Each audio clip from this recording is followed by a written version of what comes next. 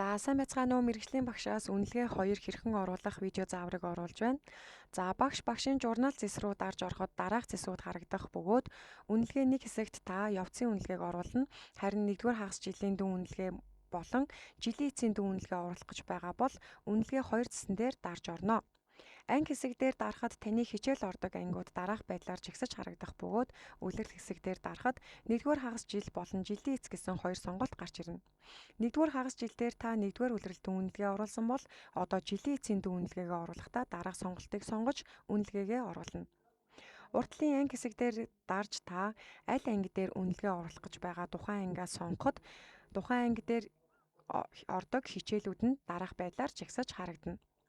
Хичээл дээр дарахад суралцагч дээр үнэлгээ оруулах талбар харагдах бөгөөд хамгийн чухал нь мэрэгжлийн багш нар маань зүүн дээд буланд харагдаж байгаа тухайн хичээлийн жилд судлах цаг болон 7 хоногт судлах цагийг зөв хэсгийг нягтлж хараарай. Хэрвээ 7 хоногт орох цаг буруу байвал заавал хичээлийн хувьд сургалтын менежертэй хандаж сургалтын хөтөлбөр зэснээсээс 7 хоногт орох цагийг засварлуулсны дараа үнэлгээ 2-ыг бүртгэж сургалтын менежер рүү илгээнэ гэдгийг анхаарна уу. Харин сонгон судлах хичээлийн хувьд багш маань өөрөө үнэлгээ бүртгэдэг талбараасаа 7 хоногт орох цагаа засварлаж хадгалах бүрэн боломжтой. Багш дүн үнэлгээгээ бүртгэсний дараагаар доор хэсэгт нийт суралцагчийн тоо болон үнэлгээ оруулсан болон үнэлгээ оруулаагүй суралцагчдын тоо хянагдах боломжтой бөгөөд тухайн төвшин бүр дээр хэдэн суралцагчид үнэлэгдсэн болон гүйцэтгэлийн хувь нь харагдаж байгаа гэдгийг анхаараарай. Дүн үнэлгээгээ бүртгэж дуусны дараагаар хадгалах товчлуур дарснаар таны дүн үнэлгээ бүртгэсэн төлөвтэй харагдана. Хэрвээ сургалтын менежер тусласан бол туслагдсан төлөвтэй, баталсан бол батлагдсан төлөвтэй харагдана гэсэн үг. Яагаад тухайн дэлгэцэн дээр 3 төлөв харагдаж байгаа вэ гэхээр тухайн 11-ийн А сурагчийн хувьд 5 суралцагч дээр дүн үнэлгээг засварлах хэрэг гарсан бол сургалтын менежер дүн үнэлгээг засварлах шаардлагатай суралцагчийн дүнгэл 5 суралцагчийн дүнгэл цуцлсан гэсэн үг. За тэгэхээр тухайн суралцагчдынхаа дүнг ерөнхийдөө засварлаад хадгалахад бүртгэсэн төлөвт орж байгаа.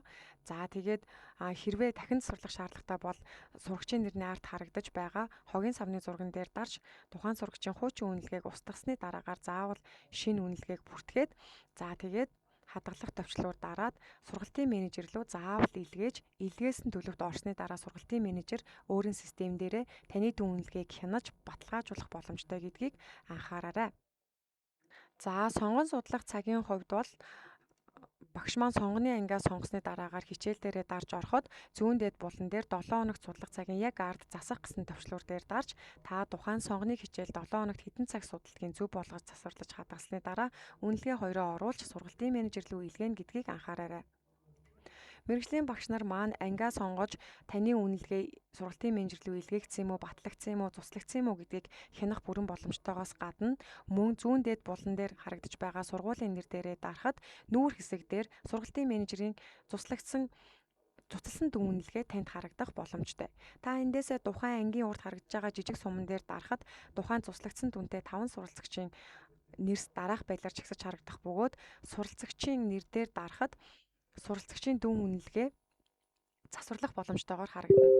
Туслагдсан дүн үнэлгээг хуучин дүн үнэлгээг заавал устгаж байж дүн үнэлгээг устгаж ээж одоо шинэ дүн үнэлгээг оруулаад хадгалсны дараа сургалтын менежер рүү илгээнэ гэдгийг анхаараарай. Анхаарал хандуулсанд баярлалаа.